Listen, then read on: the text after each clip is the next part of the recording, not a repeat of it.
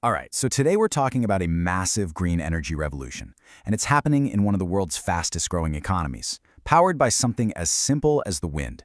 We're going to break down exactly how India is building this incredible wind power empire, literally from the top down. So how does a country with over 1 billion people even begin to go green? I mean, that's a huge question, right? And there's no single magic bullet here. The answer? It's more like a pyramid. You've got this single point at the very top, that's the national policy, and that one thing creates this powerful ripple effect that just flows all the way down right to the factory floor.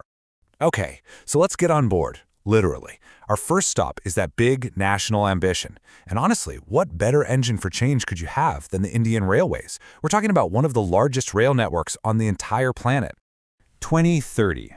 That's the date, that's the target. Indian Railways has set this incredibly ambitious goal to become a net zero carbon emitter. Now think about that. For a network that moves millions and millions of people every single day, a target this bold, well, it doesn't just inspire change, it forces it right from the very top. And here's the really crucial part. They're not just doing one thing. No, this is a multi-pronged attack. They are electrifying pretty much the entire network. They're securing massive amounts of renewable power, solar and wind, and they're even pioneering some really future-forward tech like hydrogen-powered trains. They are covering all their bases. Now just take a look at these numbers. This really shows you the incredible acceleration we're talking about. For about 60 years, right, from independence up to 2014, India electrified around 22,000 kilometers of track. But in just the last decade, get this, they've more than doubled that. That, right there, is what top-down ambition looks like when it actually hits the ground. But, a national goal is just the start. So how does that big ambition actually translate into megawatts on the grid? Well, let's look at the projects making it happen, because believe me, the action on the ground is happening fast. Okay, first stop, Gujarat. Here you've got companies like Acme Solar bringing these huge projects online.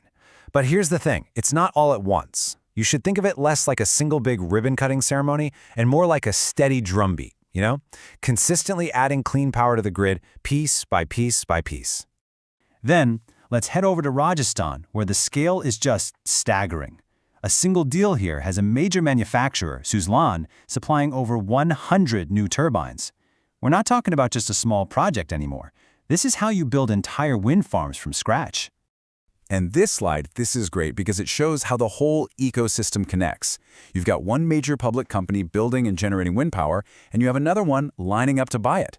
What that does is it creates this powerful, self-reinforcing cycle of supply and demand. It's brilliant. Now look, to build all these wind farms this quickly, you need more than just ambition. You've got to have a powerful domestic supply chain that can actually build the massive hardware required to do it.